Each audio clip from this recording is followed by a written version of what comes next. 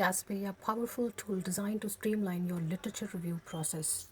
Just simply write gatsby.com on Google and sign in with your Google account. Continue with it, and the website of the gatsby.com will be available to you. Now you will have to complete your profile here.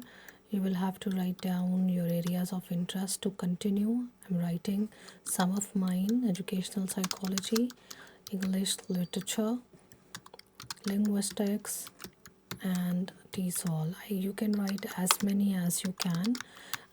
Law, management sciences, cognitive psychology, automation, information management sciences, any of the area which you would like to work on or which is your area, you can write it simply, and then you will move on to further.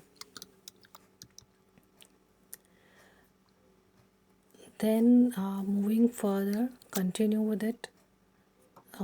Certain formalities you will have to fill in up here, okay, and then this interface will be open. So we will be using GATSBI web version. So this interface is loading. Terms and conditions, agree, and we will be using the free version. Continue with it. So it has the same interface which you all guys already been using in the ChatGPT and Quillport.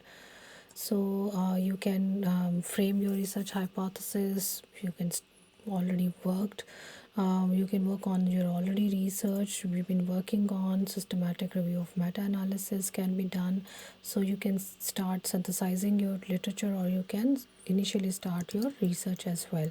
Simply write any topic of your research which you are working on, which you wanted to work on simply, and that would be easier for you.